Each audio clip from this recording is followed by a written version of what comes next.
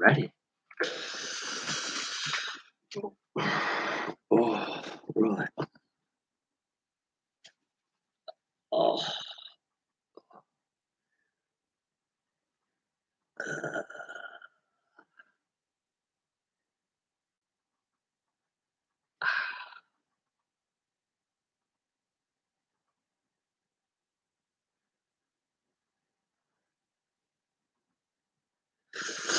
Right. Ugh. Okay. Right.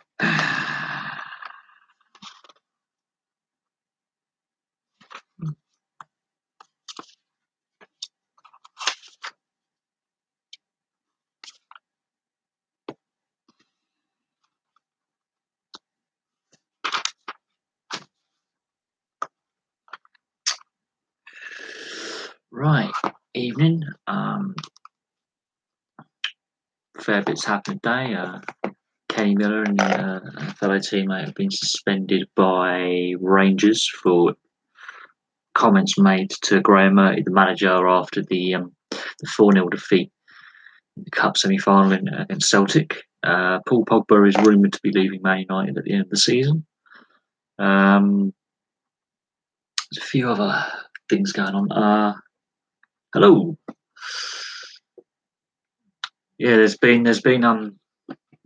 news broken from Ibrox that Kenny Miller and the club captain have been suspended by the club due to comments made or an altercation with Graham Murphy after the 4-0 defeat to Celtic. It's been on the news for the last couple of hours. I don't think Kenny Miller plays again for Rangers, to be honest. I think he's done as a Rangers player. I don't think he plays for you guys again.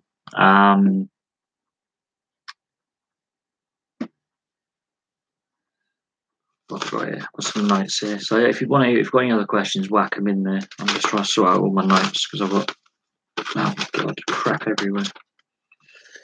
But yeah, I haven't done a video on it yet, but there's a rumour that Paul Pogba is going to be leaving Man United at the end of the season.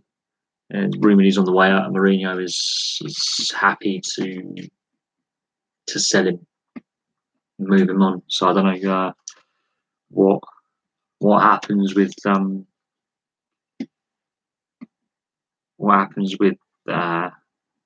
Pogba after the end of the season. That's fair enough. I haven't been on my Xbox here. I've got to update my 360.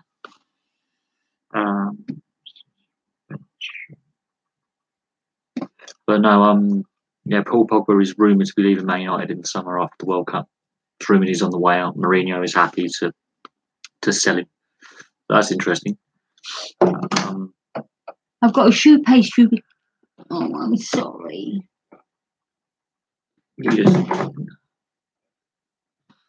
People just don't knock in this house. They just walk in when they fucking want. But yeah, Paul Pogba. We've done a video on Paul Pogba. He's meant to be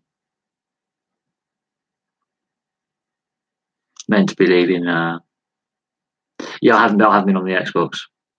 Got to update it. And I had time, but we'll get to that when we get to it. I just haven't had the time. But have you got any other questions? Like, because obviously you're a massive football fan, and it'd be interesting to hear what questions you've got, because there's a few things going on, like Israel Folau. Yeah, he could be leaving the Australian Rugby Union. I don't think he will, because Man City rejected him in January. He was offered apparently to Man City in January, and Guardiola turned him down. I cannot see him crossing the divide. I can't see him doing a Tevez. Cannot.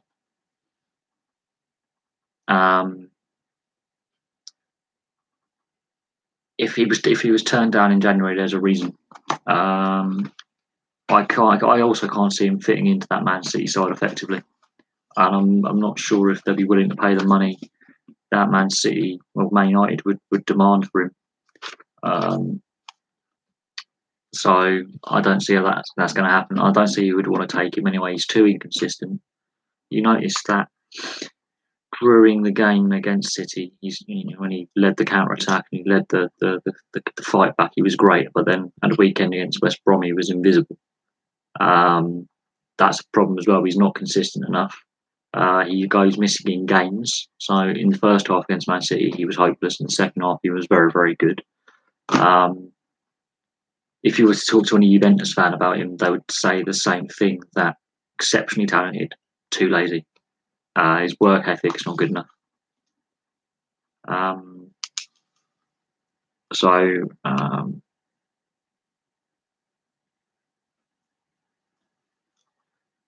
I can't see him going to Man City. I can see him going to PSG because he's French, but I can't see him going to Man City. I don't think Guardiola's turned him down once. I don't think Guardiola is the type of manager to give a player a second chance. But no, Juventus fans, if you ask any of them about Paul Pogba, they will say he's exceptionally talented, but bloody lazy. And his work ethic is not there. Defensively, he is absolutely atrocious. He's an enigma like Mario Balotelli. He can be brilliant for like a couple of games, and then the next month he's useless. So it depends how he does in the World Cup. One of the reasons why he was signed by Man United was how he performed in the European Championship in 2016. And they've signed him to a Man United system that's different from the French system or the Juventus system that he was playing in, and he hasn't adapted his game. And I don't know. The only club I can see him going to would be PSG or maybe Monaco. I can't see him going anywhere else in the Premier League. I can't see Man United being willing to sell him to a rival like Man City. I cannot see that. He's already been rejected by City, so I can't see how he can go there. But we'll have to see what happens. I mean, the World Cup is going to be a very, very interesting time when it comes to how players perform, how they perform going into it, and because we've got another month left of the regular season, with Champions League, Europa League, league titles to be decided, games to play, promotions, relegations, things like that. There's about 5 games left. It'd be very interesting to see if anyone gets injured because Balotelli, yeah, he is an enigma. He is also an enigma because I remember the T-shirt "Why Always Me." The media went after Balotelli a lot, and Mancini, many managers have failed to get the best out of him on a regular basis. They have regularly failed to get the best out of him. I wouldn't say Balotelli is a bad player, but again, he goes missing in games. When he's good, he's good. When he's bad, he's very bad. And now he's playing in Nice. He's not playing at the level he was playing at 5 years ago, 10 years ago. He's playing at lesser clubs now.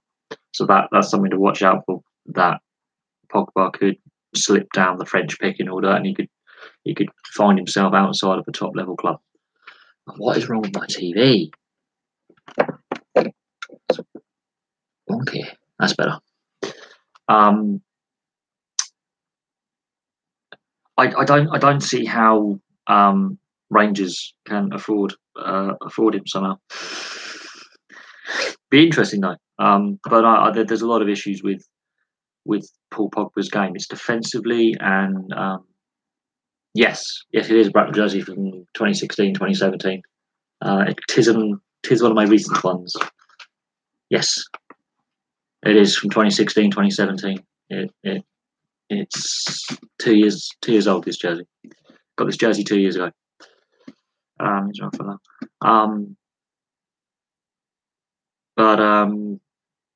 Yeah, with Paul Pogba, defensively he's got issues, but that also comes down to Mourinho not developing the player and carrying on his development that had started in Juventus and should have been carried on. And they overpaid for him, and they haven't developed him. And yes, Casey, you do know your stuff. This is a 2-year-old jersey. It's exceptionally comfortable. Exceptionally comfortable. And yeah, I did the Bracknell Bees video request. So I did my video request. I've got to get all my notes written down properly. I've got so many notes all over the place. I've got the old notebook out. Yeah, I've read some of your article on the Edinburgh Capitals and the Murrayfield Racers. It looks like will be the new side. They're going to do a straight swap. But that's unfortunate. What happened to the Edinburgh team? But hello, Murata 96. Well, with what happened with the Edinburgh Capitals, they had problems off the ice that were causing problems on the ice because they only had 5 wins all season, and that's pretty bad for a fully professional ice hockey side to have 5 wins in a season and 1 overtime shootout loss. It's just not good enough. But yeah, if you wacky questions, keep your questions coming. I mean, I'm only going to do the live stream for an hour or so tonight. A little short one. Got things to do, places to be.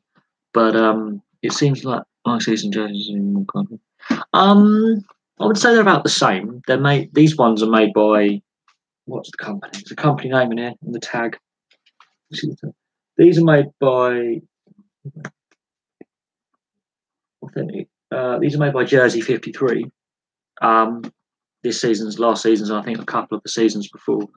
I don't mind.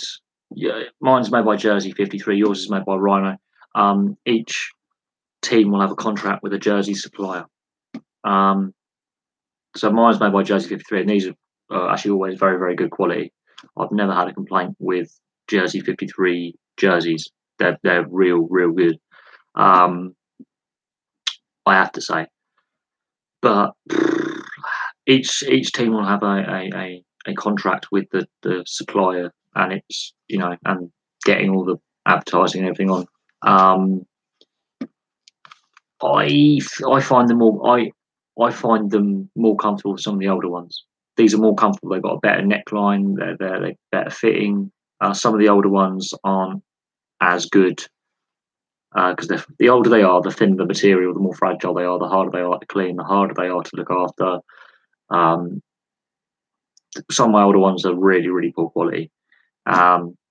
In comparison, I had a yellow cup one, and that was shoddy. I gave it away. But I've been buying the last couple of seasons worth of jerseys. I will buy some more.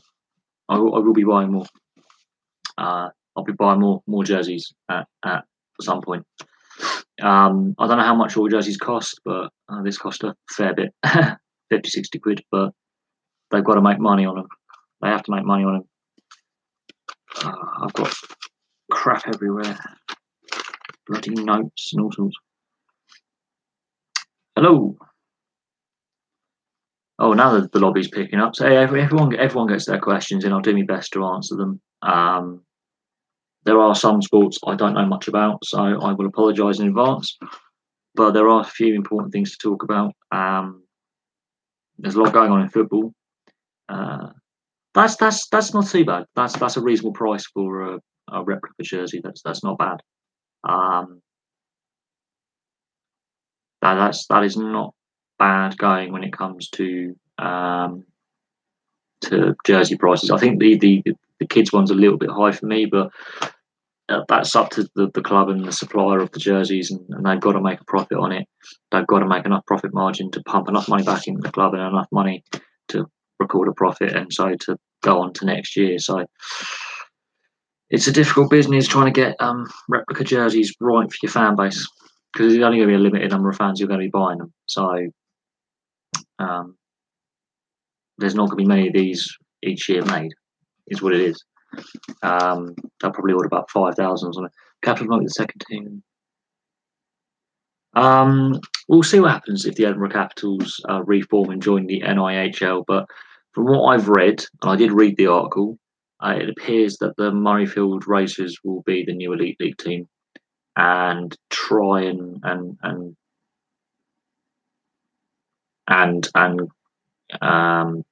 go forward with with keeping the rink, because the rink is one of the oldest rinks in the country. It's not built in 1938 or something. It has higher running costs because it's an older rink. If it was a newer rink, it would have less running costs. It's an older rink, it has higher running costs, and that's one of the reasons where the Edinburgh Capitals couldn't pay for their ice time. And the Murrayfield Racers, whoever decided to put that team together, has the money to put a team on the ice. I wouldn't be surprised if most of the Edinburgh team go to the Murrayfield team.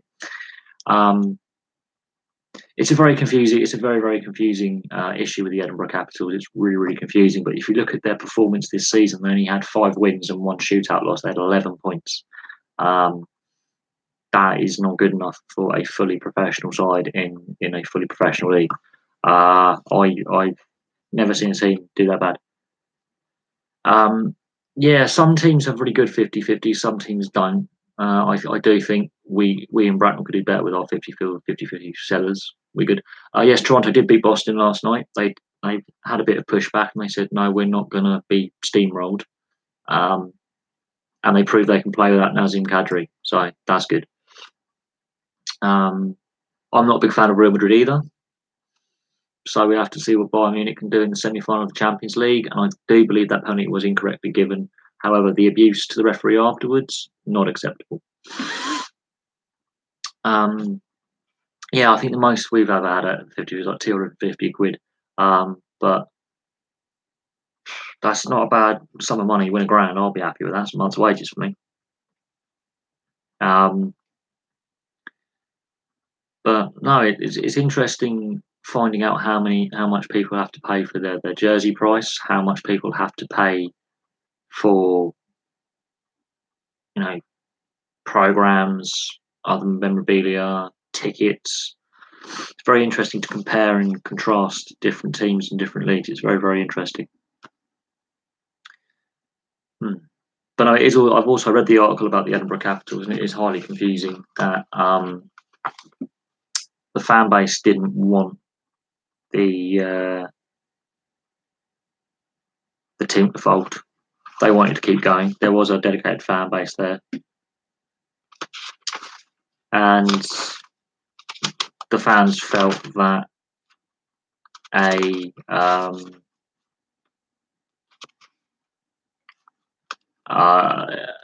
50-50 in a shirt. I think it's £1 for a 50-50 and it's £1 for a shirt for players back.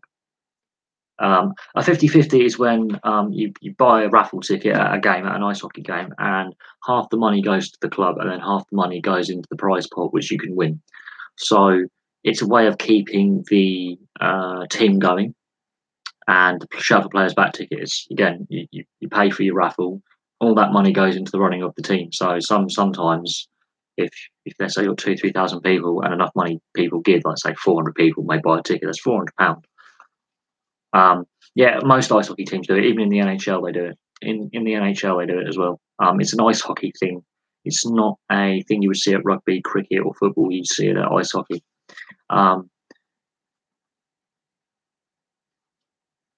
It's not that they found a weakness in the high team. The Edinburgh Capitals clearly had money problems, and this was a thing that was going on all season.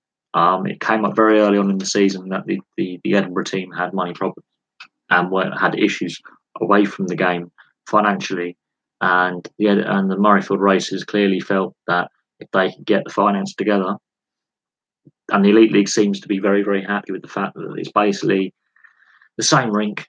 It's probably going to be most of the same players.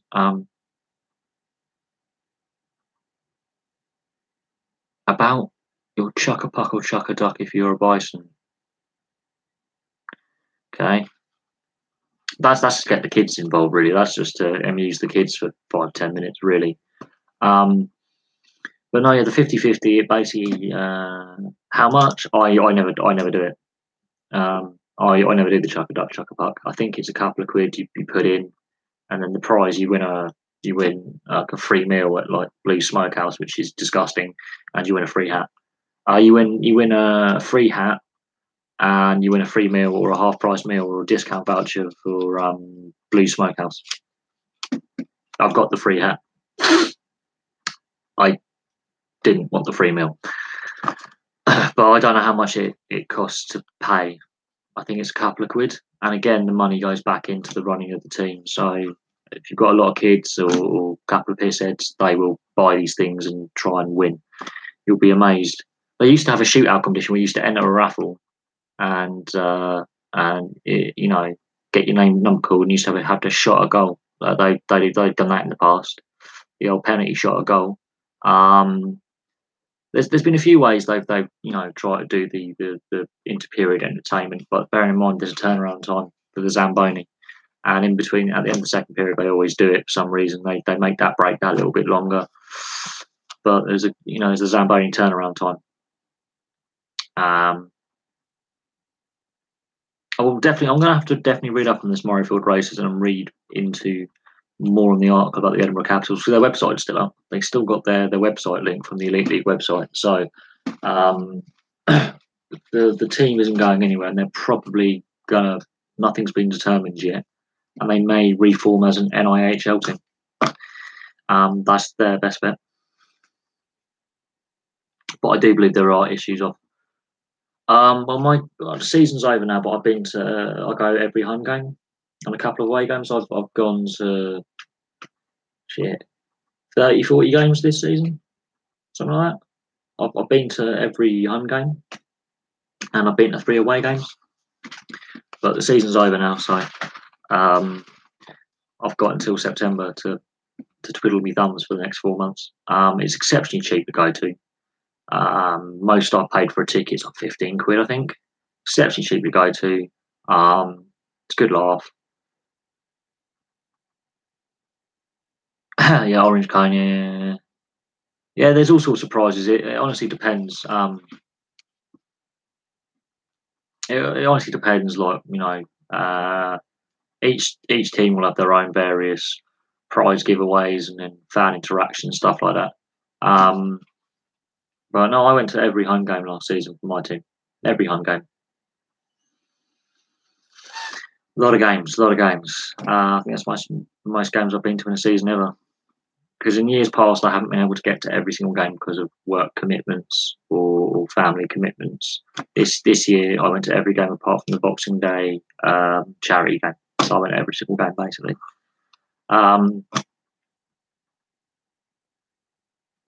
Yeah, but Cineworld isn't very good, so not that great. Cineworld's crap. We have one in Bracknell and it's not very good. A friend of mine used to work there and he has nothing but bad things to say about it, so I'm probably not going to go to Cineworld. Plus the Odeon's cheaper, so it is what it is. But no, with some of our prizes you get a win, like a free hat. They're all various ways of doing it. You get gift vouchers, discounts on meals, various bits and pieces. You get very bits and pieces as prizes, but it is what it is. But all the money raised ends up going into the Empire Cinema. Jesus, that's saying something. We have an Odeon and a Cineworld, and you have an Empire and a Cineworld. It's mad. We have 2 cinemas 500 meters apart. So there you go. That's interesting, isn't it? There are some interesting things like there's some cash prizes, all sorts. But no, it was an interesting season. It was interesting seeing only 2 imports play rather than your standard 4 imports. So that was something to get used to. Was the more British players on the ice and a more British dominated squad base. That was interesting to see. And I might do some Elite League games next year at Guildford. Might go down the Spectrum and watch some games at the Spectrum.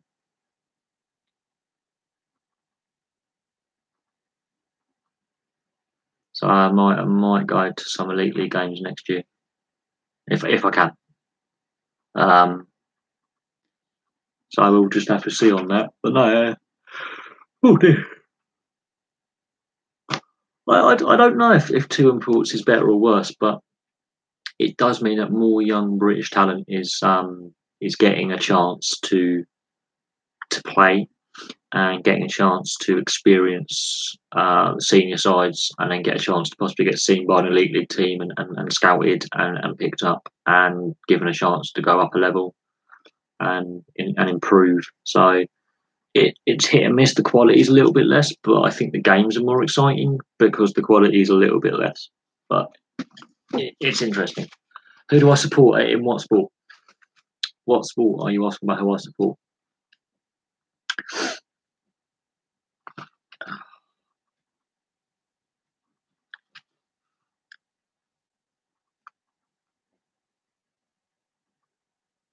Oh, I don't. My team are in the league below, so I don't support a team in the elite league. I'm a Battle Bees fan, and we don't play in the elite league. We play in the league below.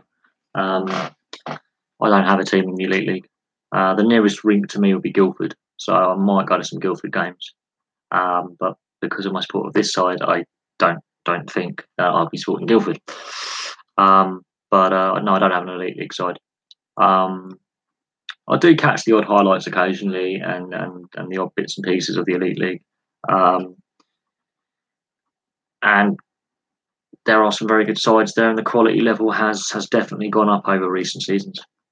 In recent years, the quality level has improved, and I think eventually that will seep down into the league. The Bracknell are in the league below the NIHL, and hopefully they expand the elite league some more, and we see what happens. But I think our rink needs a lot of refurbs before we can join the elite league.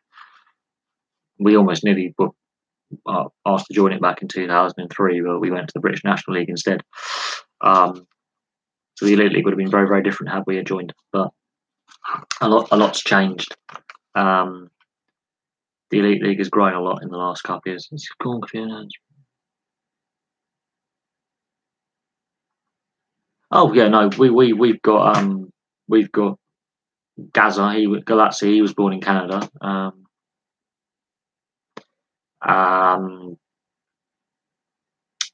We've had Antonov. He was born in Russia. Now he plays for Basingstoke. I think one of the other lads was born in Canada as well. But again, it's not where you're born; it's where you play your first age range hockey. I believe it's where you actually start playing the game. The best team in the NHL is in the NHL. Oh, they would get slaughtered. The level, the gap is there. I'd say they'll be on the same level as ECHL.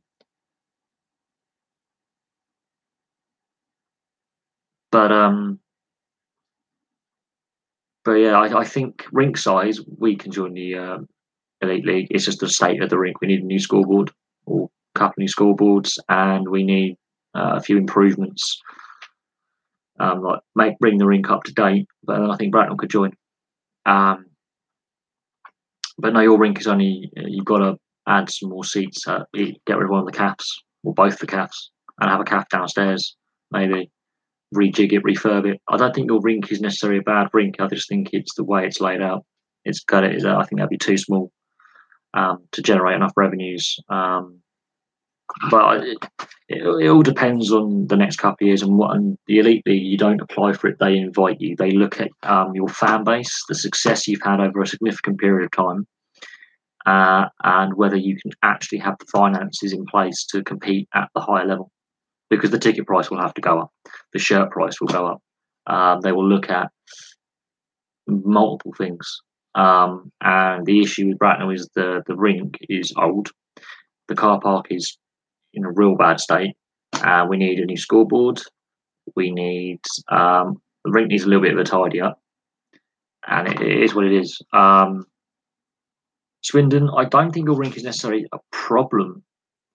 I think it's the size of it. I think it's how many people you can get in there. If at a push, if we sorted out all the lower level seating, we could get over 3,000 in that rink. And I've been in that rink when over 3,000 have been in there. I think the biggest we had was just over 3,000 for a Basingstoke game in 2015. We can pack it out.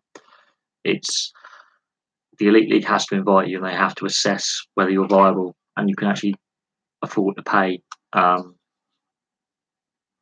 import players.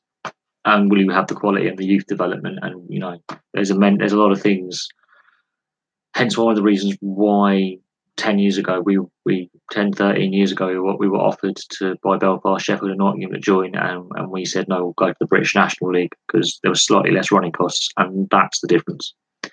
It's the finance side for us, and for you, it's the rink side. But we'll see what happens in future years, and we'll see what kind of investment occurs and how the Elite League wants to grow. And if the Elite League puts a salary cap in, then that.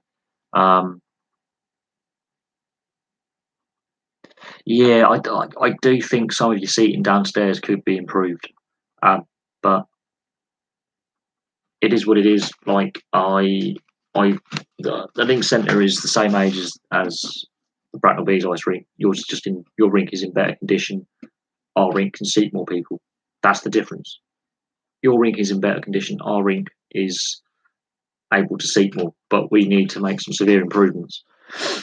Oh look, I'm glad you've decided to get into ice hockey. I mean, I cover all sports. It just so happens you asked me a lot of hockey questions tonight, and that's how this live stream's going for for the previous 20 minutes. I'm happy to talk about it. I mean, there's some more playoff games tonight. Vegas can wrap up their series tonight against LA. The away side has only been brought in this season. Last year was near the end, but we kept getting rid of it. Away side in what aspect? Makes like the away side. That'd be interesting. I must be, no. I mean, look, as long as I've had a positive impact on someone's decision to look at another sport differently or to look at a sport in a different light, that's fine. I've been asked to look at crushed ice, ultimate frisbee, some really random stuff. But I'm happy that you seem to enjoy my channel. I'm not the best guy for ice hockey videos. There are better channels out there, but they're in Canada, and you would have to be in the middle of the night to watch them. And I can always send you a message with or you can find them on my subscription list. There's a couple of channels like Post to Post and the Hockey Guy. If you really want to understand ice hockey and learn the sport, you should watch those two. Oh yeah, no, that is shoddy, absolutely shoddy. The seating down there is really bad, and I was sat down there for the pre-season game, and it was not a great view because of the calf upstairs. You get rid of that calf upstairs, that is completely different. Then you can actually see over the glass and not have such a restricted view. But it is what it is. I mean, you've got to make use with the best use of the space you can. You've got to make use of the space you've got, and you've got to utilize it as best you can. We've got issues with our downstairs seating in our rink, and that needs to be improved. If we were to go to the Elite League, there's a lot of improvements needed to be made to our rink, and changing the seating from those horrible benches to what you sort of have downstairs in your place would probably be beneficial. But that's what I would do. But all this costs money, and they've got to look at company finances and rink finances and all sorts. But we'll see what happens, and see what the attendances are like next year, and see how the season goes. Yeah, banners on the wall. Yeah, I'm not sure how long he's going to. I don't know how, because he's a Basingstoke fan. He might know more about the future of his team. And they were in the Elite League once. They were in there for about 3-4 seasons, and they ran out of money. They couldn't financially cope. And this was before their rink was falling down. They went up and lasted 3-4 years in the Elite League, and yeah, it didn't end well for them. And then the Taylor family owned both us and them, and that went horribly wrong. And we almost both went bust. So, but that was about a decade ago. They had financial problems. We had financial problems. It's been the last decade. It's been a tough slog for and whether he should become a Bracknell fan. We're local to him, reasonably, or Guy Swindon. He can still do the banners on the wall, and he can still do his podcast. I don't think he should stop doing banners on the wall. I've listened to one or two of his podcasts. I don't think he should quit. I don't think he should quit. Just because his team have got problems doesn't mean he should give up, because he is brilliant. I've got him on Twitter. He is hilarious, and he's really funny. I don't think. I mean, there's two of them that do it. I don't think they should quit. I think they should keep going. I think they'll be welcome down any rink by any set of fans. Oh no, we weren't good enough last season. we finished fifth, and we had that long. If we'd not had that losing streak and finished in the top two, top three, that would have been different. But our loss to the London Raiders was embarrassing, considering that 2 weeks before we smashed them 6-1. Who knows? I don't. I honestly, that would be enough. That would have been the worst kept secret in the league. I think that would have been a terribly kept secret. But they've been very open about what's going on at Edinburgh. But there's nothing on news wise. I don't think we have the money to do it. We have the rink size. We've got to improve the rink and invest and fix the scoreboard for one, and sort downstairs seating out and a few other little bits and pieces. You have the financial stability. It's the rink, the size of your rink, and those two cafes. I think you've got to alter one or two of those cafes and move a cafe downstairs.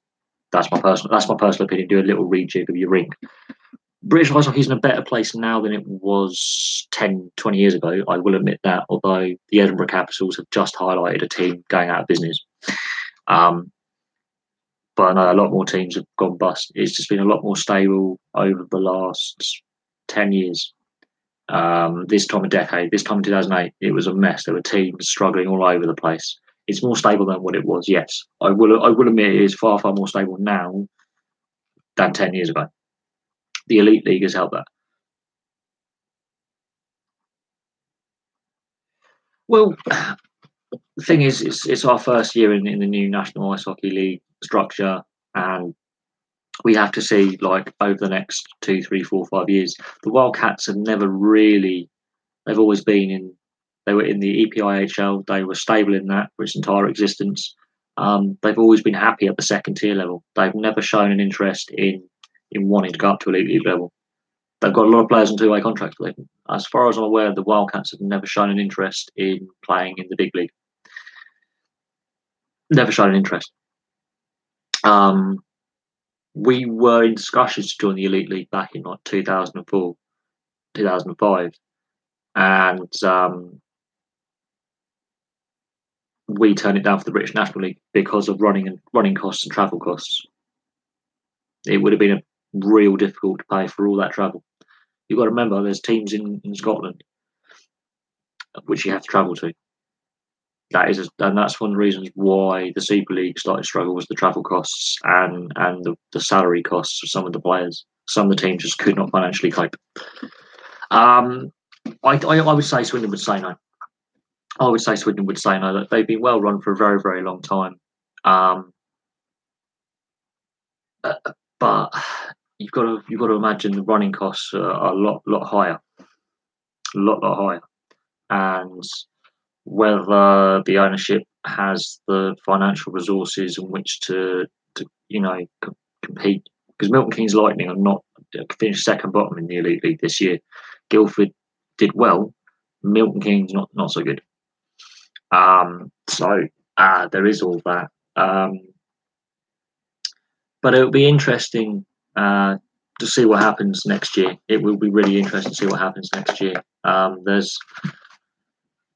There is a lot that can happen in the summer. We have to see what happens with Basingstoke. We have to follow the Edinburgh Capitals Murrayfield Racers saga, because that's interesting. And we have to see what else happens.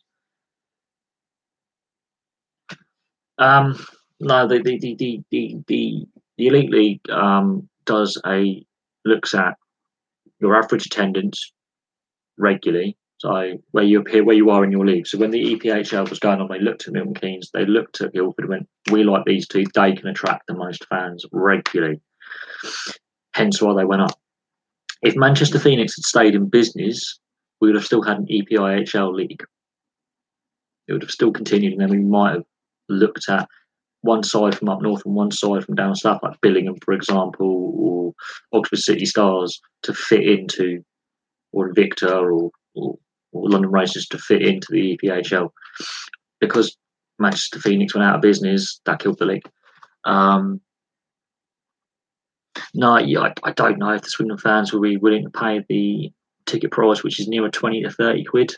I'm not sure if your rink's got big enough capacity to really take a lot of away fans. Because as soon as you're in the bigger league, there'll be more interest, and then you can't. But you're a season ticket holder, so you should be fine there. But it's the running costs and the salaries. The salaries of the players are higher. The running costs are higher. The travel costs go up. I suppose the running costs will be exactly the same for the ice surface and stuff like that. But it's the travel and the salaries that will. I just don't think you would join. I honestly don't think Swindon would ever join the Elite League. I think they're very happy in the second tier. They're financially stable in the second tier. They have, but the Elite League, when they invite you up, they look at many things. Oh, if Manchester Phoenix had survived, Billingham, Oxford, or Invicta, or the Raiders, or another team would have joined. Two teams, they would have found two teams to join, but it's all to do with Manchester failure. Guildford and Milton Keynes, they had the money, they had the average attendance, they had the more consistent success where they were finishing league position constantly, and the Elite League looks at that. The Elite League guys, okay, we can work with this.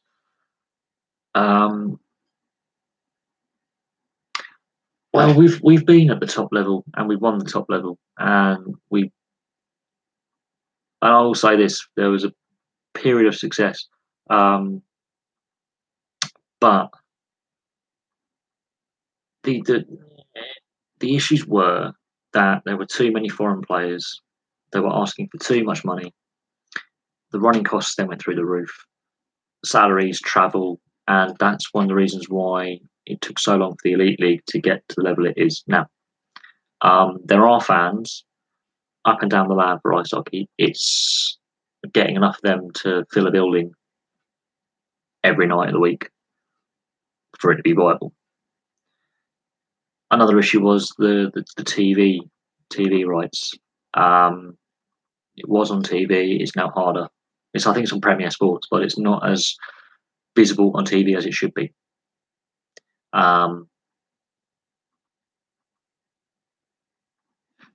Well, but then you get basically the EPHL, and then the league quality drops, and we want to try and improve the quality of British-born players. And there's one or two that are being scouted by NHL scouts to be possibly drafted into the NHL system. I think they have got rules in place to limit the amount of foreign overseas players in a squad. There are rules in place, and more British players now playing in the Elite League. That you've got to improve the quality of the British player. So, and that comes through investment, and that comes with two-way contracts and other bits and pieces and sponsorship. If the right people come in, the right owners come in, the right investment comes in, then the quality will improve, because we have to train these players and get them up to a standard. There's a lot of players playing in the NIHL who plays in the Elite League. There's a lot of them. A lot of British players who are playing at the lower level, who've played going far back as the old Super League and British National League days, which is over a decade ago. There's a lot of them still playing. We need to get more young lads able to play in the top league. Whether you do that through restricting the number of foreign players even more, I don't know. But the Elite League is improving in quality, and it's growing every season, so we shall see.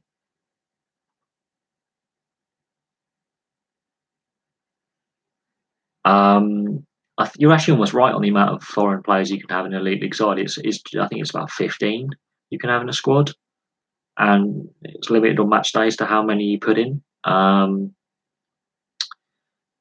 But as the league has grown, that means there's more chances for British players to play at the top level, because there's only so many foreign players out there that will be willing to sign to play over in this country, because the salaries are a bit less than, let's say, the German league or the Swedish league.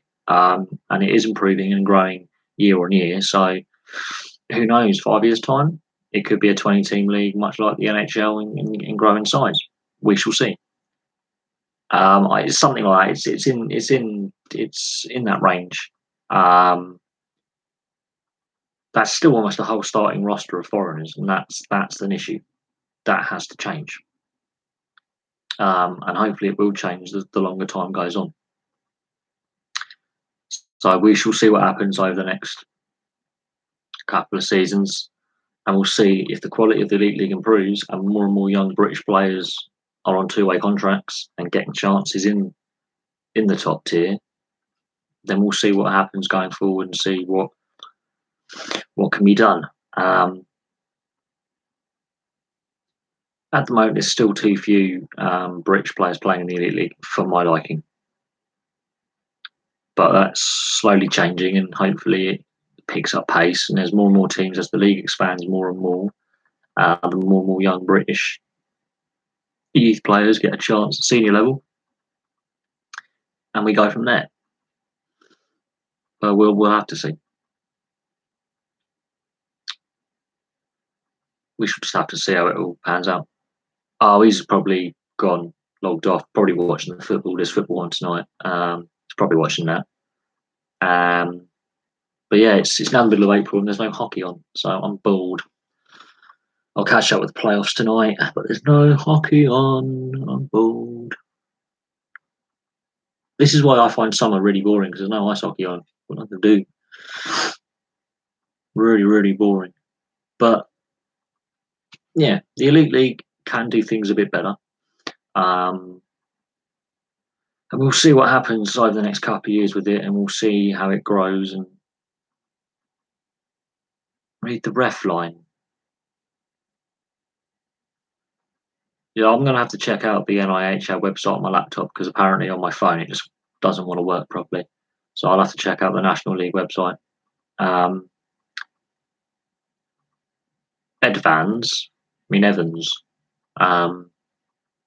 Yeah, every ref will have every ref in every league has a ref's boss, the senior ref who lays down the law.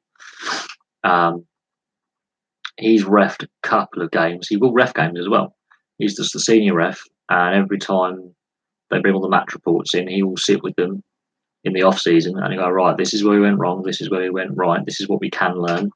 I have to admit the reffing standard is not great at the lower levels, and it could be better in the Elite League as well. But you've got to look at over at the NHL. That's what the best refs are, and they get it wrong a lot.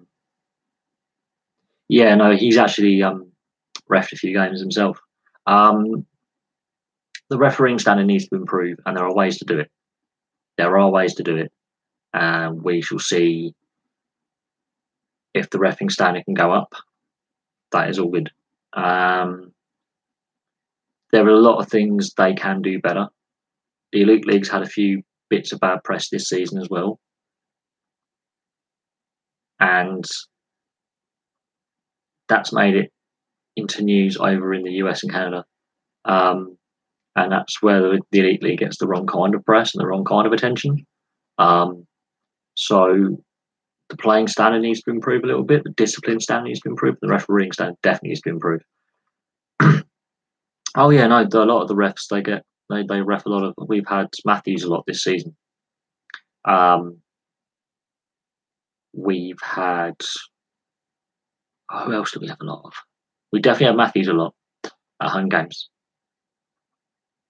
There are some refs who ref. There's a limited number of officials in the league, and it is really, really interesting.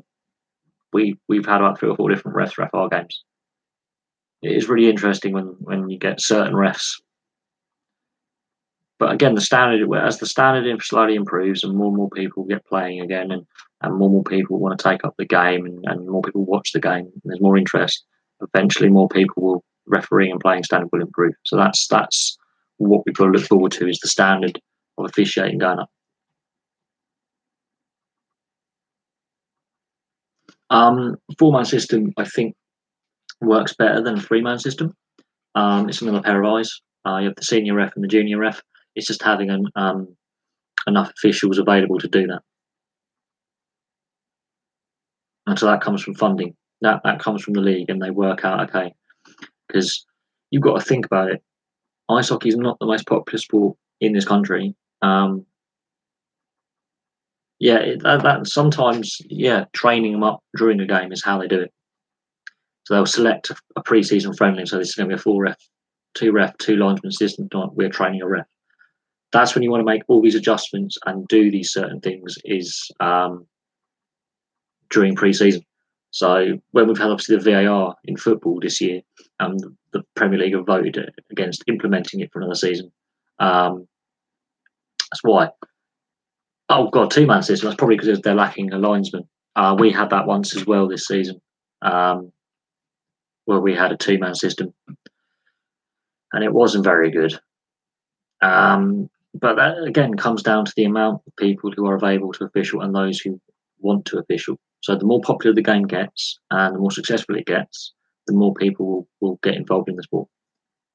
Right, what is the Brighton Spurs game score? I'll have to check that. Let me just check that. Brighton Spurs. Let's have a look. Let's have a look at Brighton Spurs. I know Dele Alli is not playing tonight. I think he's been dropped, which is interesting. Harry Kane is, I think, on the bench. So let's have a look at the score. Let's have a look at the score. Still 0-0. Yeah, I've just checked up. It is 0-0. I'm not surprised really. It's a Tuesday night game. I thought Kane was going to be on the bench. That's what I read in the reports leading up to the game. But obviously, I think you're allowed to change your lineup like an hour before kickoff, and so Pochettino has just put him in to start. What have we got here? Brighton Spurs. Very interesting that Dele Alli isn't in the starting lineup tonight. Of course, he wants more goals, but Mo Salah is better than him. And Kane is the most offside player in the league this season. He is caught offside far too much. So it's highlighting that he has got a bit of a lack of pace and he wants to get the jump on the defender. He's got to work on not being offside so much because that's causing him to actually score less goals because he's offside a lot of the time, which gives the ball back to the opposition straight away. That's my opinion. I think even the best players in the world, and he's just scored, ironically enough, against Brighton. So I'm giving him a bit of jip, and he scores. It's just unbelievable, isn't it? I think even the greatest players you'll find in any sport there are flaws in every great player's game. Most of them know their flaws there, and they work hard to improve them. Others, like Paul Pogba, don't. That's how the live stream started. Was talking about Paul Pogba. The fact that Pogba could be leaving Man United, I don't know where he goes if he does leave. And I think it's Man United either paid for him, and there's that. So that's an interesting one. But Dele Alli not playing is interesting. That's what I read on the BBC Sport website like 3 hours ago, that Dele Alli wasn't starting and Kane was on the bench. But obviously, Pochettino has changed his lineup for kickoff, put Kane in. It's really a nothing match, though, if you think about it. Because, I don't know. They've got, obviously, an FA Cup semi-final coming up, but I can't see that as being the reason why. I think there's a few other issues with Dele Alli's game. There are a few issues with Dele Alli's game in the last year or so. A few bad habits are creeping in. He's giving away a lot of fouls, getting booked a lot. I think Dele Alli needs to work on some areas in his game to make himself more effective. He's a good, talented young player. He needs to make himself more effective by working on the issues he has. He has a lot of them, and he needs to work on them and improve his all-round game. Maybe that's why he's been sometimes dropping a player as a message saying, "You've got to improve. You're not impressing me enough at the moment." And Pochettino has actually done very well as a man manager and working and managing his squad very, very well and working with the players and developing them rather well. So I'll be interested to see what happens in the next couple of seasons with Tottenham. They've got a very, very good chance of winning the FA Cup this year. They have a very, very good chance of getting all of that silverware. And we shall see. We shall see what happens in the next couple of years, whether Tottenham keep hold of Harry Kane and Dele Alli. And Pochettino as manager. That's going to be very, very interesting.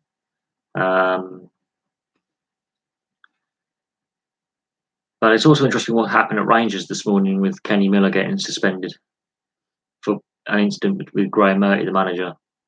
That says to me all is not well in Rangers again.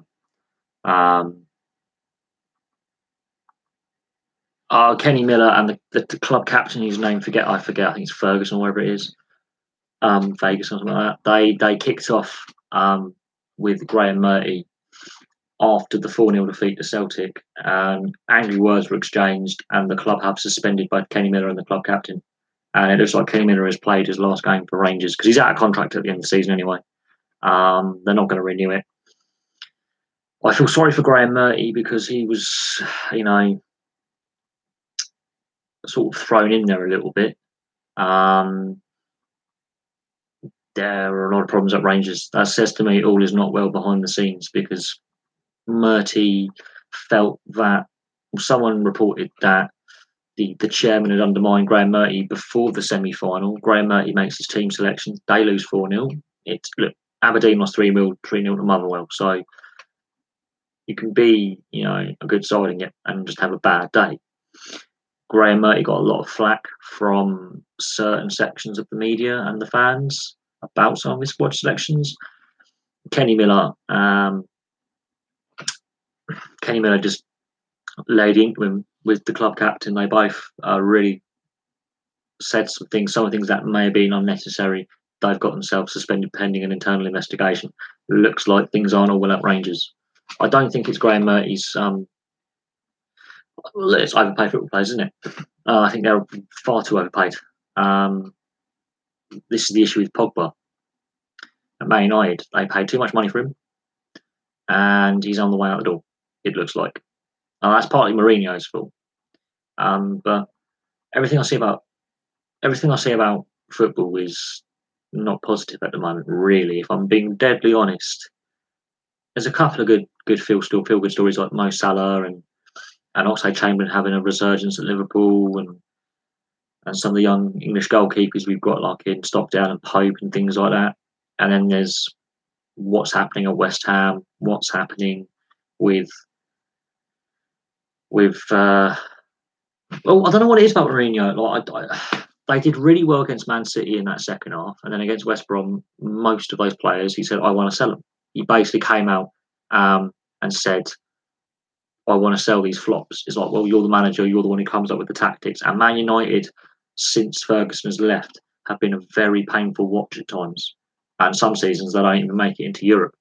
They haven't won the league title for over a decade, I believe. I could be wrong, but they haven't won the league title for a very long time.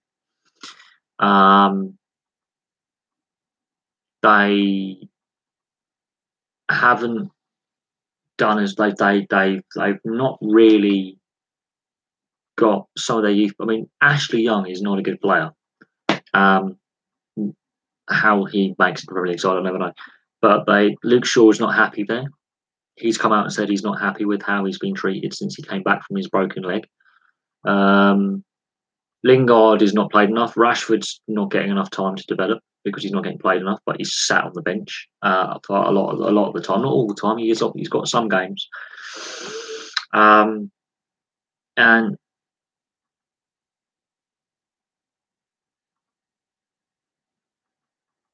But yeah, there's a lot of problems with Man United. Their tactics are all wrong. Mourinho is stifling their creative.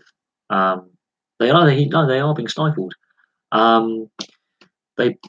Pogba had issues with his game. That was defensively. He is not a defensive midfielder. He's not a box-to-box midfielder. You want to give him the ball around the halfway line and let him do his stuff.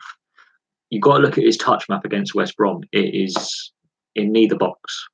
So he's not doing anything defensively, but he's not doing nothing in attack. He was getting the ball in the wrong areas. His positional awareness in defence is not there. He cannot mark. So defensively, keep him out of defence. If you're going to put him in defence, put him in the free kick wall, and that's it, and then keep him up the field. Because he's very good on the counter attack.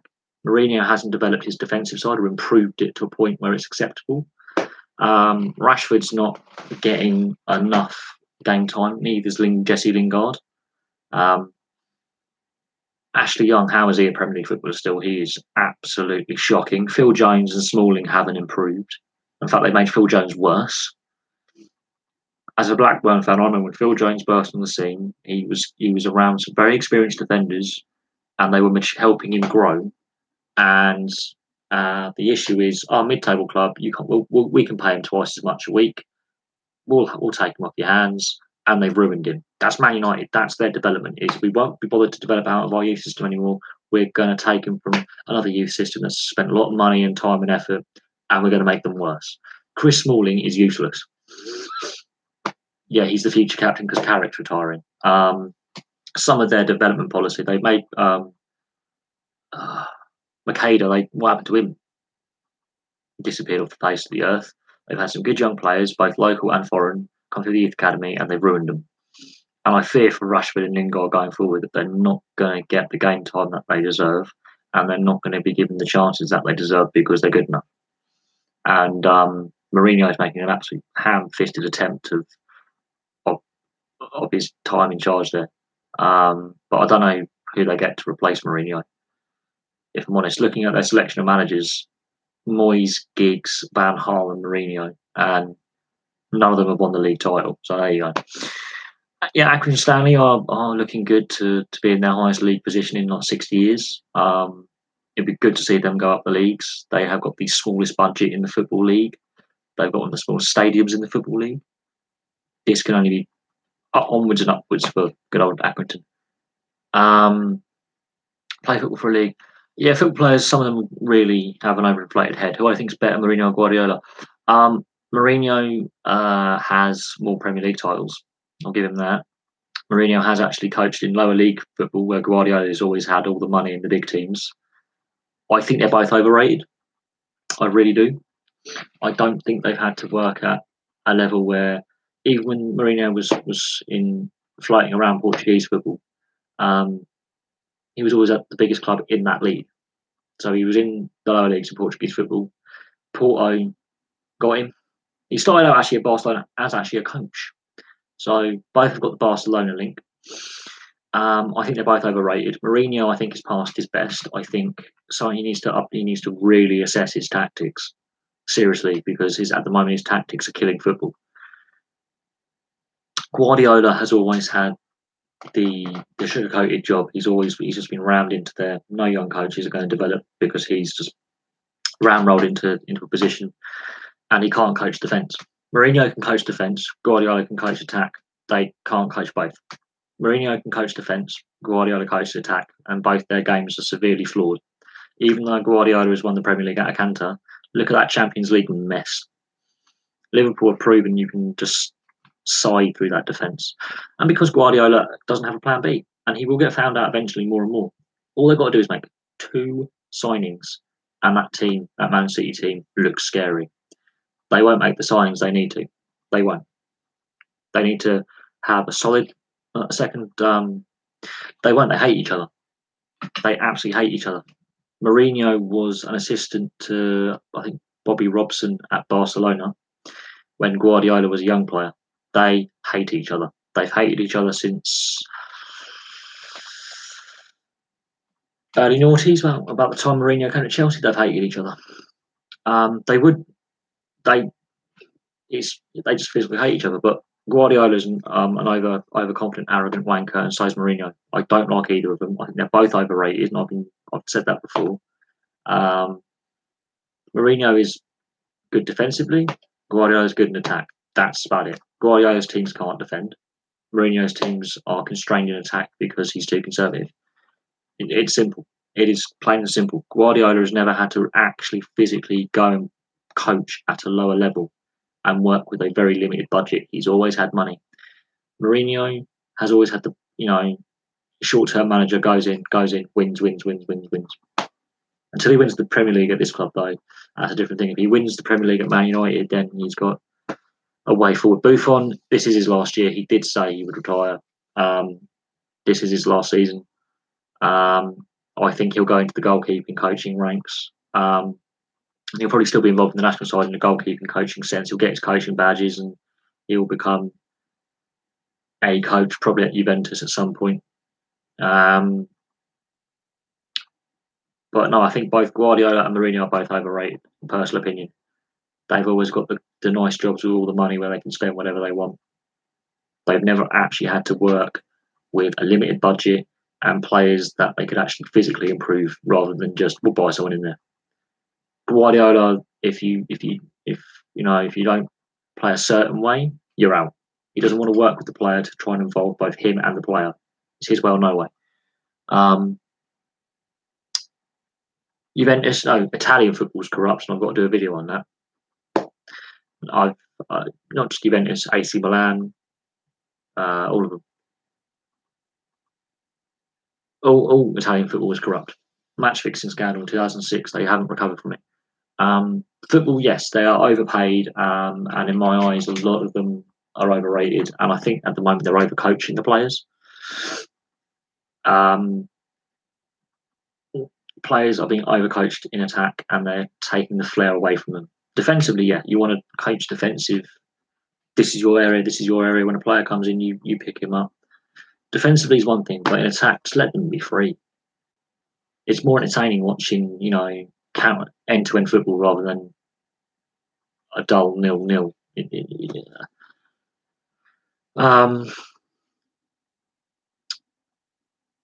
We'll see what happens with Buffon after he retires. There's plenty of things that he could do. He could go straight into media. He could go into coaching. He could buy a football club. He could probably buy the league. They'll probably let him. But there comes a point where some players do need to retire. And I think Buffon, maybe this should be last year. He should wind down the season, retire, say goodbye to the game, and move on. But it is what it is. I've not. If you've been following the channel for a long time, most of you haven't, but if you have, most of my older videos are more football. And then as time goes on, I do less and less football, and I do other sports. I'm starting to really dislike football more and more because every time I open the newspaper or put the news on or go online, go on Twitter, there's always something stupid happening in football that I think is inappropriate and wrong. The amount of managers sacked, half the Premier League has been sacked this year, management-wise. That's 10 managers have lost their jobs this year in the Premier League. Okay, West Brom were responsible for 2 of them, but that is the highest I've ever seen it. There's a lot of issues with football, a lot of issues, and a lot of corruption, and it's not going anywhere anytime soon. And that's why I worry about the World Cup in the summer. I worry a lot about the World Cup in the summer. What's going to happen? Match fixing, possibly, hooligans, probably, all sorts. I'm deeply concerned about what's going to happen in the summer at the World Cup. Deeply concerned. But what can you say? I mean, Brazil went off almost without a hitch. There was a few issues in Brazil, but that was a very, very good tournament. But Russia, I have my concerns about the tournament in Russia. Yeah, the sports news is always football first. They ram it down your throat, and most of the time, it's not even a good story. It's normally something negative and bad about the sport. The first story today was Kenny Miller getting suspended from Rangers. For having a disagreement with his boss. Didn't really need to know that. We've had a great Commonwealth Games, which I would admit has been poorly covered by the media over here. The rugby season's reaching its climax, all sorts.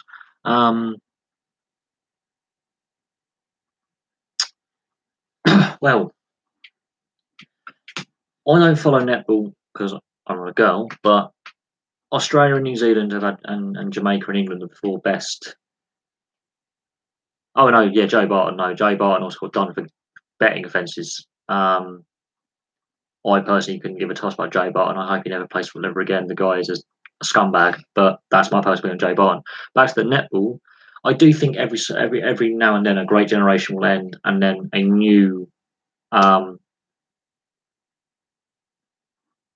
team come forward. The All Blacks will not be the best rugby union team forever. For between 87 and 2011, they could not get out the knockout stages. They couldn't get to the final of the World Cup. They would fall apart and struggle. It took them a long time to work out what went wrong to get it right. they're not going to be the number one team forever. I think the Irish have the best bet of beating the All Blacks next year at the World Cup, personally. Yeah, the West Indies in the 70s and 80s were, as a team, were unbeatable in Test cricket. They were amazing. But then you've got to look at the Australians with the Ashes. They were very dominant again in the 90s with the Ashes, winning 3-4 seasons in a series in a row. That ended. Brazil with football between 1958 and 1970 won 3 out of the 4 World Cups in FIFA football, so soccer. It's not the case anymore that a team can dominate. It's very hard to win back-to-back titles. I mean, you look at the ice hockey in the NHL, the Oilers, the Islanders, and the Canadians were the last 3 dynasties they've been, apart from Pittsburgh are doing it now. Chicago and LA have been the dominant teams, but they don't. It's very hard to win back-to-back, and Pittsburgh are trying to do 3 in a row. It's exceptionally hard to stay at the top and defend a title. It's really hard to do it. It's getting harder every year. More and more teams are more competitive than they were 20 years ago. The sport has done that in a way where it tries to make it an even playing field. This is why I like watching touring cars and the V8 supercars, because it's a more even playing field. F1 is dull, but other motorsports or other sports make it a more even playing field by the rules or the salary cap or grassroots growth of the game, etc., etc. Look at Exeter; they've now become the best team in the English Premier League. For years in rugby union, it was Leicester and Saracens. Not anymore. But at the end of the day, it's very hard to have dominance forever. And on Australia and New Zealand, there's a lot of problems with Australian sport, as we've discussed on these live streams many times. Australian sport over the last couple of years has had a lot of negative stories, like Israel Folau right now with his homophobic comments due to his religious views. Australian Rugby Union cannot afford to lose Israel Folau. The thing is, it looks like he's on his way out. Leicester Rugby Union, they were the best team in England in rugby for years. And teams like Saracens got to the top, and Harlequins had a little thing in there, and London Irish stuck their nose in. And then the last 5 years, Exeter have been the best team, basically consistently getting better and now being at the top.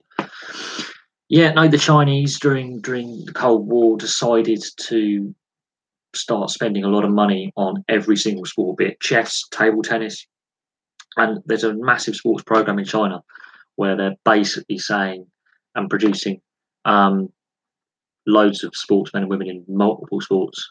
That's why they can compete at every Olympics. Is because they have all these sports stars they've manufactured in gymnastics, swimming, cycling, boxing, darts, snooker. They've got a lot of snooker players. And they have these sports academies where they teach them from a very young age. They've really put a load of money into youth development. But yeah, no, the Scandinavians, each era has a dominant team or a couple of dominant teams. It doesn't happen anymore. They're all on drugs, well, the Chinese or the rugby players. Probably the Chinese. Yeah, the Chinese, they have these sport academy things where from very young, they're like sports boarding schools, and the kids taken away from their parents at a young age, and they're shoved into these institutions, and all day, every day is sport for them, and it's drilled into them. They are robots. It is really worrying, but that's how the Chinese want to do it.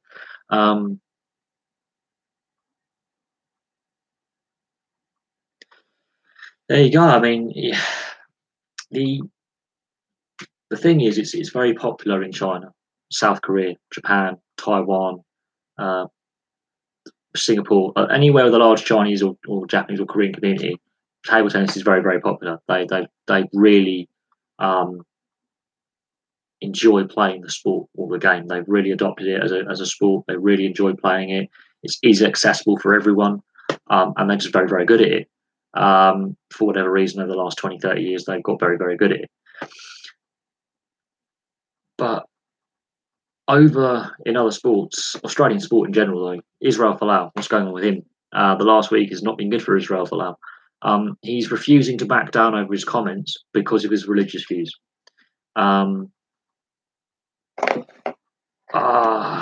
Sport, religion, and politics are not a good mix together. Not a good mix. But Israel Folau, Australian Rugby Union could be losing their best player.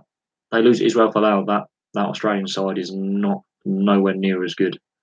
And this question came up, was like, how can the Australians still be at the top level? If they lose Israel Folau, no,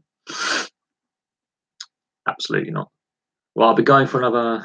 I'll go for another 10 or so minutes, and then I'm going to call it a night. I'm only going to do a short live stream tonight.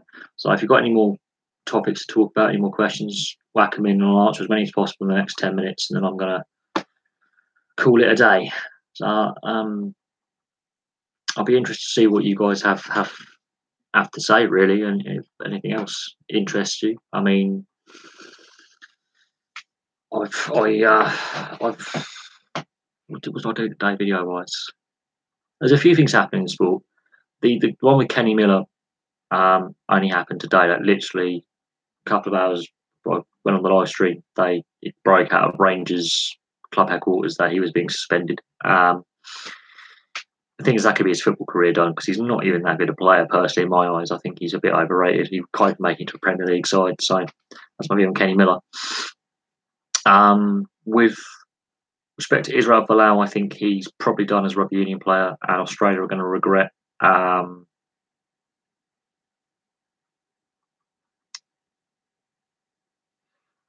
don't follow diving, if I'm honest. Free diving is from the Red Bull diving competitions. I don't follow it. I think they're mad.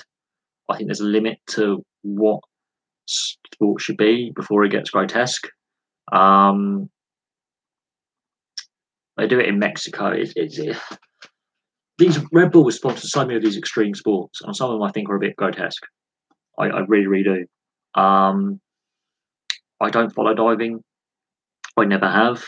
I never will.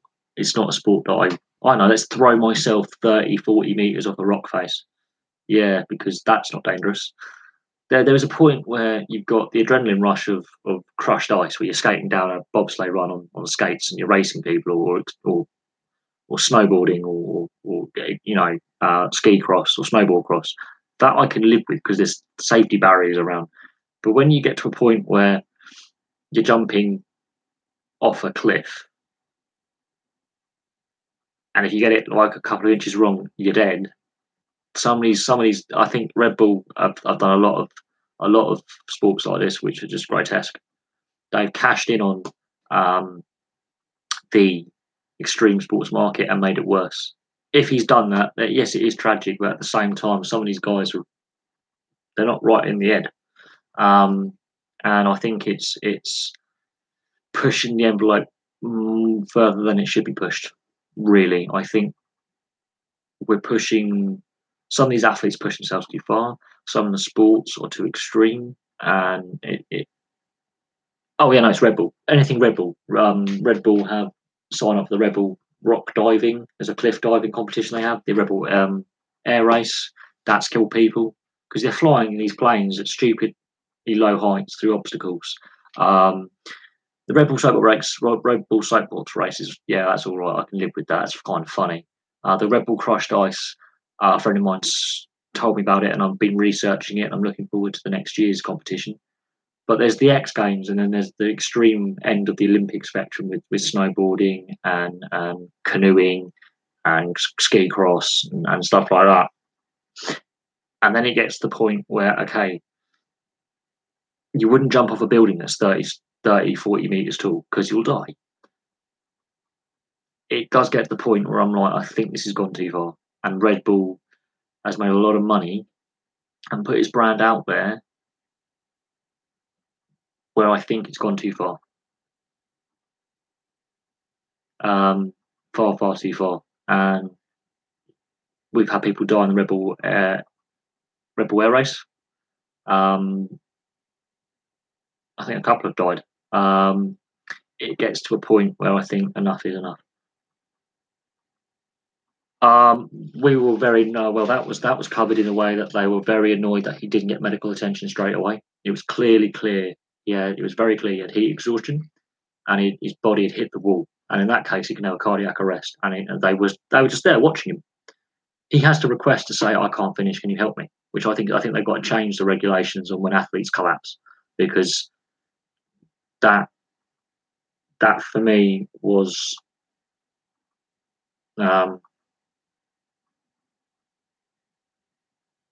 it's not just necessarily that he was leading. They should monitor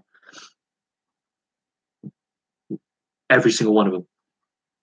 The fact he was in the lead makes it even worse. He really overpushed himself, and that's partly the athlete's fault for not pacing himself correctly. But he wanted to win. But I don't know how hot it's been out in Gold Coast, but that's clearly heat exhaustion, if not sunstroke. And that's not the first marathon runner to collapse. And it won't be the last, but the press were not very, they were less than happy with it because of the amount of time it took to give him treatment. He got up and then he collapsed again. They should have been there straight as soon as he went down. They should have gone straight in there because he was clearly dehydrated. He was clearly suffering the effects of heat. And to be fair, 30 degrees centigrade and 55% humidity, when you're running 20 or 26 miles, yeah, that's enough. That is exceptionally hot for a marathon runner. Obviously, like in Australia, that's seen as a decent summer's day anywhere on the coast. That's not a problem. But for a marathon runner, you've got to imagine their core temperature going up. They're going to be very dehydrated. 55% humidity is a lot, so that sweat is not evaporating because it's above 50% humidity. It's going to be on their skin. If it was less humidity, he would have been all right. Maybe they would have evaporated and cooled him down more. So he's clearly overheated. And when he collapsed, they should have straight away gone in there and helped him. There's a photograph of them not attend. They're just looking at him and they're not actually attending him, checking his pulse, checking like if he's got fluids on him, checking his heart rate, checking his responses, other symptoms. They're just looking at him. They just stood there looking down at him. And that photo says a lot. That's when he's been passed by the guy in second place. That says it all about the medical response. So the Games Committee, and I think the International Olympic Committee and other governing bodies when it comes to IAAF and things like that, they need to change regulations on treatment for athletes who collapse in the heat. Oh God, well they're behind the barriers. They can't cross the barriers. The fact that they were filming and taking photographs of a guy who's clearly could die is disgusting. But that's modern society. That's where we are these days. That's modern society. That's where we're at. That's what's going on with people these days. It's reached a point where the lack of care for the other individual is there. I mean, there was an incident in an NHL playoff game where the linesman got hurt, and the Washington Capitals fans cheered the fact this linesman was clearly hurt. And then they suddenly stopped and realised, oh, he was actually hurt. But for a good 30 seconds, they were laughing at the linesman being seriously injured. That was an official, and he had to get carted off. I don't know. This is a wider social issue. It's worrying the trend that is and how it's continuing. But press coverage was only a day or so, but it was very damning on the response from the first aid attendants. It doesn't matter if he was first or last. It really doesn't matter where he was in the marathon. The fact he did collapse. And okay, 30 degrees centigrade and 55% humidity is not actually that bad if there's a sea breeze. If there was just no wind and it's above 50% humidity, that sweat is not evaporating. He's not cooling down as quickly. And he's running over like 20 odd miles. That's where they would, same in other sports. They wouldn't show the leg break. They wouldn't show the shoulder dislocation. They wouldn't show the head injury. Now it's replay. I honestly think TV companies and people making money off people's poor misfortune has gone up. Making money off the grotesque has gone up as well. YouTube made a lot of money out of Logan Paul before he did Suicide Forest. I'm going to mention that. They made a lot of money out of PewDiePie for doing some very vile things. Hence why we're demonetized, because YouTube didn't stop these guys doing their vile stuff when they were doing it.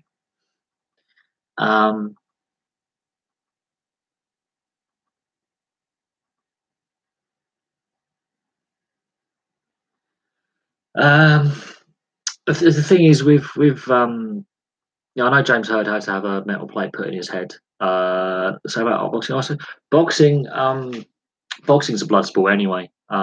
People are going there to see a guy get his head caved in by the other guy. They're going there to see people try and kill each other. Ice hockey is different. Ice hockey is very, very different. As a team sport, where it is a physical sport, and there is occasionally your punch thrown, your little like bit of male bonding. But boxing and MMA, you're paying to see someone try and kill someone else. That's the difference. Physical team sports where you're going to put big hits in, but at the end of the day, you actually respect your opponent and you will shake hands and you will go for a drink and have a meal with them afterwards. That's the difference. Boxing, they're trying to kill each other. But yeah, the instant replays constantly going on about, look at that. This is how he's broken his leg. This is how he's just done his shoulder. This is how he's got concussed. This is how he's severely hurt. It's wrong. Oh yeah, no, there's so many, so many. It's not just NHL. It's all ice hockey. There's so many of them. It's how it's evolved over the last 20, 30 years. Even before I was born, it was started to go this way in the late 80s, early 90s when I was a toddler. And it's just carried on and on and on and on. And it started out in America with the instant replay thing, and it's just carried on. You look at the footage of sport in like the 60s, 70s, and into the 80s. They didn't show as much of the bad injury. They showed all the good stuff in the highlights. Now it's, oh look, there's been this has happened. Apparently a guy hit into the board head first and died. There's been a couple of fatalities in ice hockey, not that many. There hasn't been. No, he didn't die. He just got severely injured. He had to retire. It's called clickbait. They put a title saying this guy's died playing ice hockey just to get people interested in viewing it, when actually it's fake news. That's the thing. It's clickbait. And if he was dead, they would have to take that video down under YouTube's new policy. So I don't know. Right, I'm going to keep going for another 3 minutes, so I'll take 2 more questions, and then we're going to wrap it up and call it an early night because I'm really feeling tired. First really bad incident I can recall. Well, I'll do these last 2 points, and then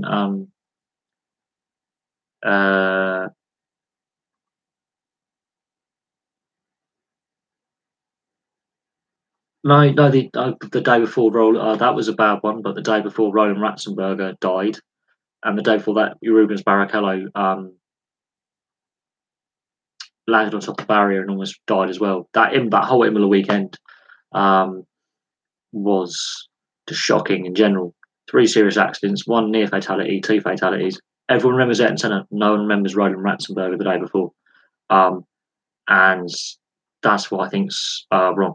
I don't think he died straight away. I think there were complications. I know he never played ever again. There have been several players who have taken their lives and had mental health issues after retiring. All sorts of bits and pieces. But no, Ayrton Senna was a big one. But there's been several motor racing deaths up to that point and since. So that's what it is. What it is. Motorsport is dangerous. It's never 100% safe. But we've ended on a somber note. But anyway, I'm going to say goodbye for now. Thank you very much for watching. I'm going to leave that there. Thanks for all the questions, all the comments, all the discussion. And we'll have some more videos for you tomorrow. And keep your eyes peeled for live streams throughout the week. And I shall see you soon.